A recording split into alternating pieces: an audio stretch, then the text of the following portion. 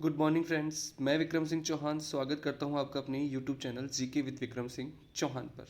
दोस्तों, राजस्थान के इतिहास के संदर्भ में हम मेवाड़ राज्य का इतिहास पढ़ रहे थे और मेवाड़ राज्य के इतिहास में हमने महाराणा कुंभा को पढ़ा। इससे पहले हम महाराणा कुंभा की विजय अभियान और महाराणा कुंभा की स्थापत्य कला को हमने देखा।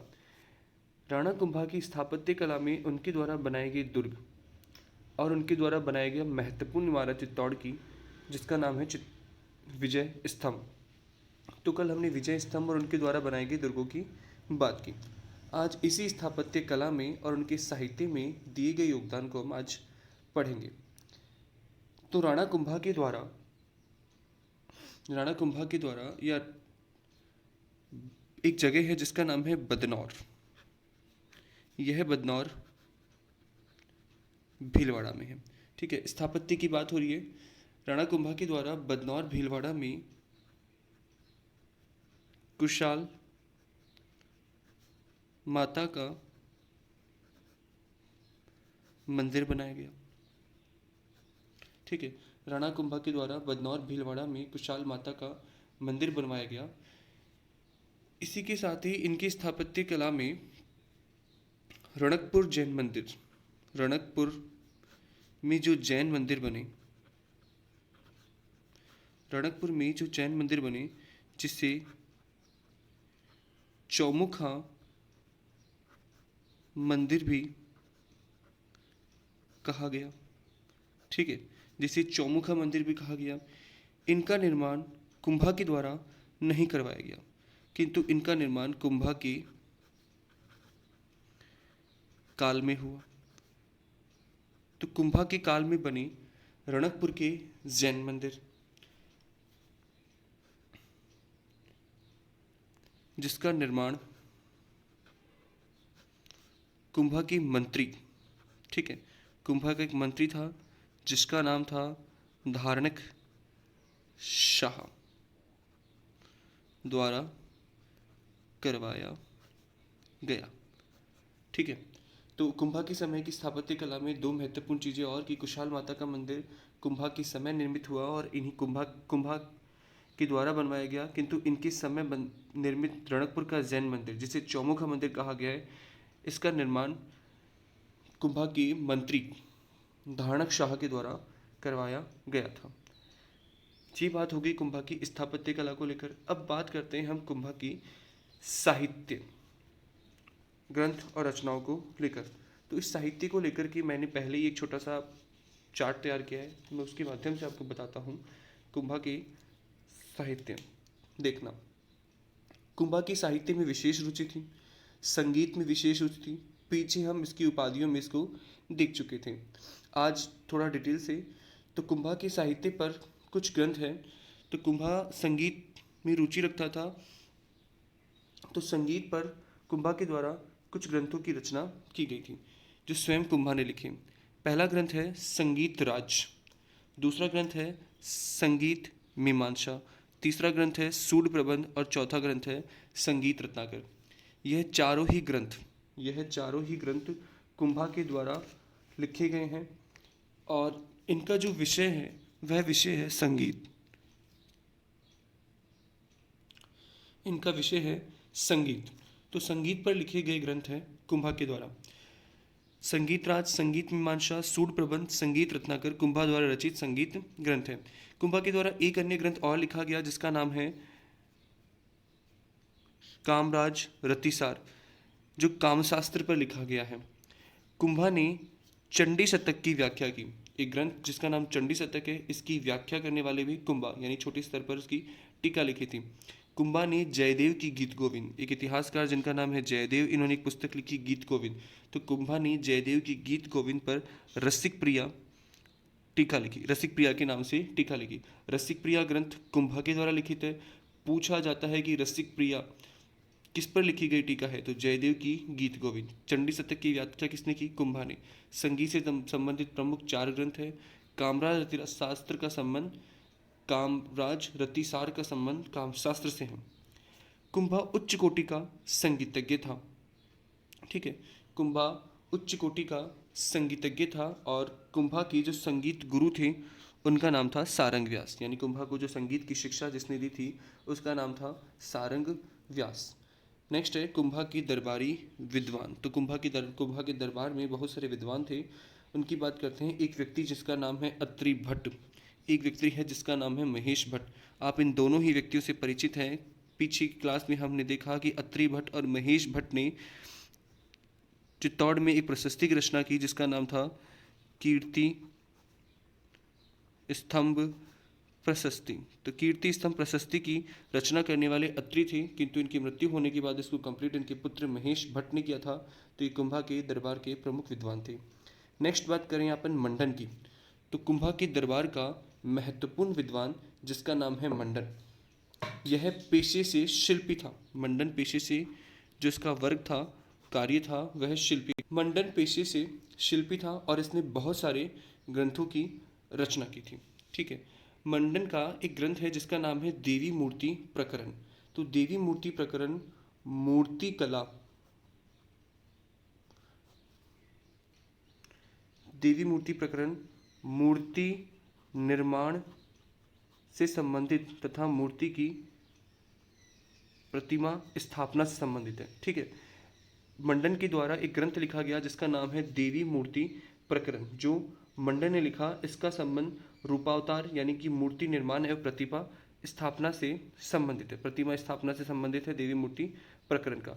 नेक्स्ट है मंडन का सेकंड ग्रंथ है जिसका नाम है प्रसाद मंडन। प्रसाद मंडन का संबंध है स्थापत्य कला से, यानी कि इन पुस्तकों का प्रमुख विषय क्या था। तो प्रसाद मंडन का संबंध है स्थापत्य कला से, जहाँ देवी मूर्ति प्रकरण का संबंध मूर्ति निर्माण और प्रतिमा स्थापना से था, वहीं रूप मंडन का संबंध मूर्ति कला से था। ठीक है, दोनों में अंतर है। रूप मंडन का संबंध मूर्ति कला से। नेक्स्ट है राजवल्लभ।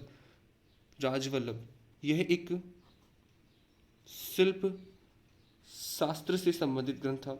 ठीक है, मंडन प्रमुख शिल्पी था कुंभा के दरबार का, और शिल्प शास्त्र से संबंधित उसने जो ग्रंथ लिखा उसका नाम है राजवल्लभ। नेक्स्ट है कोदंड मंडन। ठीक है, कोदंड मंडन, इसकी रचना भी मंडन के द्वारा की गई। इसमें धनुष विद्या का जिक्र है, तो धनुष विद्या से संबंधित है जिसका नाम है कोदंड मंडन।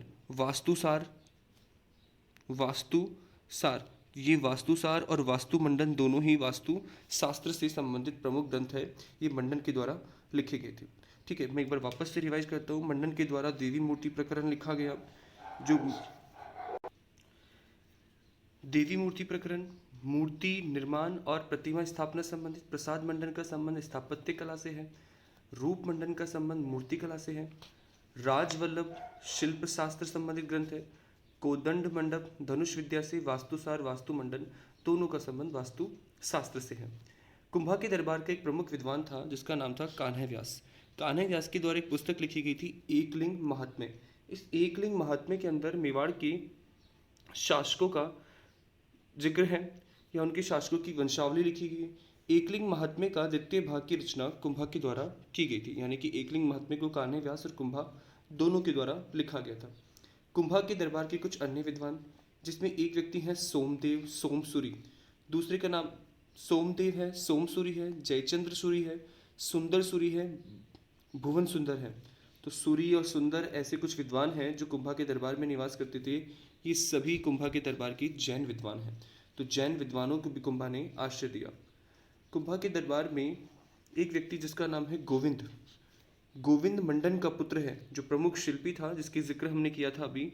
तो मंडन का पुत्र गोविंद है, जिसके द्वारा कला निधि, द्वार दीपिका और उद्धार धोरणी आदि प्रमुख ग्रंथों की रचना की गई थी। तो कुंभा का संगीत से अत्यधिक प्रेम था, इसलिए संगीत से संबंधित कुछ ग्रंथ लिखे थे। कामरा रतिसार का संबंध काम शास्त्र था। चंडी शतक और गीत गोविंद पर उसने रसिक प्रिया के नाम से टीका लिखी। कुंभा के संगीत गुरु का नाम सारंग व्यास था।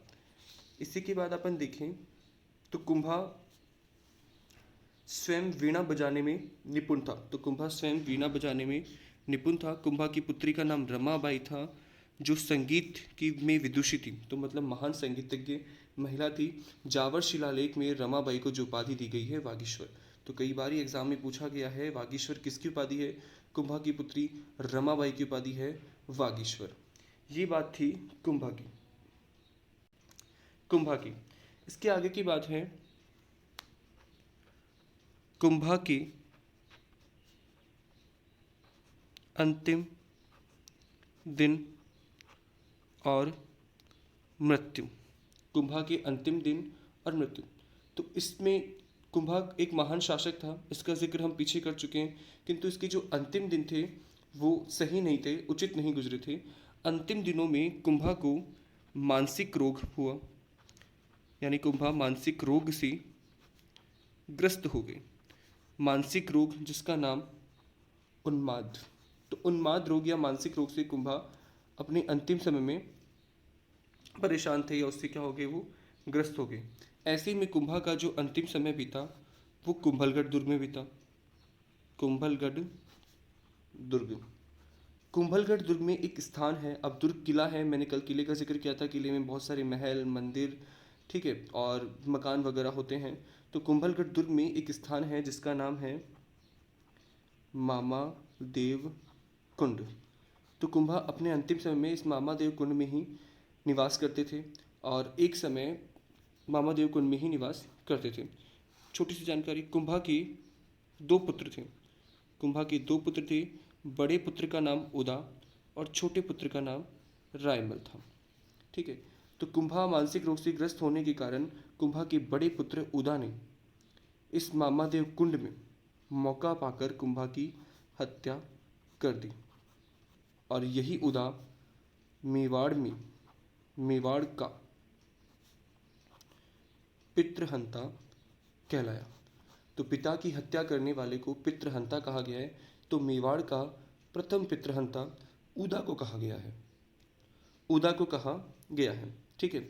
वैसे भारतीय इतिहास का पहला पितृहंता अजात शत्रु है, जिसने अपने पिता बिंबसार की हत्या की थी। तो हंताओं का क्रम अजात शत्रु ने प्रारंभ किया था, और मेवाड़ के इतिहास का प्रथम पितृहंता उदा हो गया, ठीक है। तो कुंभा 1468 में, ठीक है, पितृहंता है। उदा ने 1468 में हत्या कर दी। ऐसे में अब जो नया शासक बनेगा उसका नाम है उदा। उदा का समय है 1468 से लेकर के 1473। उदा का समय है 1468 से लेकर 1473, ठीक है। तो पिता की हत्या करके शासक बना, इसलिए इसको पितृहंता कहा गया। राणा कुंभा की हत्या करने की वजह से सिसोदिया सरदार, जो इनके दरबारी सरदार थे, सिसोदिया सरदार इससे नाराज रहे। इन्होंने उदा का साथ नहीं दिया, बल्कि इसके विपरीत सिसोदिया सरदार उदा के छोटे भाई रायमल को शासक बनाना चाहते थे। कुंभा की हत्या के समय रायमल अपने ससुराल ईडर में निवास कर रहा था। कहाँ निवास कर रहा था? ईडर। ईडर गुजरात में है, तो रायमल ईडर में निवास कर रहा था। सिसोदिया सरदार उदा से लगातार नाराज थे, अतः सिसोदिया सरदारों ने रायमल को ईडर से बुलाया, और सिसोदिया सरदार रायमल के नेतृत्व में रायमल ने चित्तौड़, कुंभलगढ़ आदि स्थानों पर अधिकार कर लिया। किसका अधिकार हो गया? रायमल का, आदि स्थानों पर, ठीक है। सिसोदिया सरदार रायमल ने मिलकर के चित्तौड़, कुंभलगढ़ या मेवाड़ के बहुत से हिस्सों पर अधिकार कर लिया। ऐसे में उदा मालवा के सुल्तान की शरण में चला गया। मालवा के सुल्तान की शरण में चला गया, उनसे सहायता मांगने का प्रयास किया, और अपने भाई को पराजित करने के लिए तैयार रहा। तो ऐसे में उदा और रायमल के मध्य एक संघर्ष की शुरुआत होती है, किंतु ये संघर्ष हो नहीं पाता, क्योंकि 1473 में उदा की बिजली गिरने से मृत्यु हो गई। 1473 में उदा की बिजली गिरने से मृत्यु हो गई। मैं एक बार छोटा सा वापस से बताता हूँ आपको, ताकि समझ में आ जाए। 1468 में उदा ने अपने पिता की हत्या कर दी और स्वयं शासक बन गया। इसका जो शासन का समय था 1468 से लेकर के 1473 में था। इसकी पितृहुनता होने की वजह से सिसोदिया सरदारों ने उदा का साथ नहीं दिया और इससे नाराज रहे। सिसोदिया सरदार ने रायमल को शासक बनाना चाहा। रायमल इस समय ईडर में निवास कर रहा था जो इसका ससुराल था। सिसोदिया सरदारों का न्योता मिलते ही रायमल मेवाड़ की ओर रवाना हुआ और सरदारों के साथ मिलकर के इसने चित्तौड़, कुंभलगढ़ आदि मेवाड़ी क्षेत्र पर क्या कर लिया, अधिकार। ऐसे में उदा मालवा के सुल्तान की शरण में गया और उदा ने रायमल के साथ संघर्ष की शुरुआत की, किंतु ये संघर्ष या युद्ध दोनों में नहीं हो सका। 1473 में उदा की बिजली गिरने से मृत्यु हो गई। ठीक है, उदा के बाद अब जो शासक बनेंगे उनका नाम है रायमल, जिसका जिक्र करेंगे हम कल। धन्यवाद। अगर वीडियो पसंद आया तो इसे शेयर कीजिए, लाइक कीजिए और हमारे चैनल पे नए हैं तो प्लीज़ इसे सब्सक्राइब कीजिए। धन्यवाद।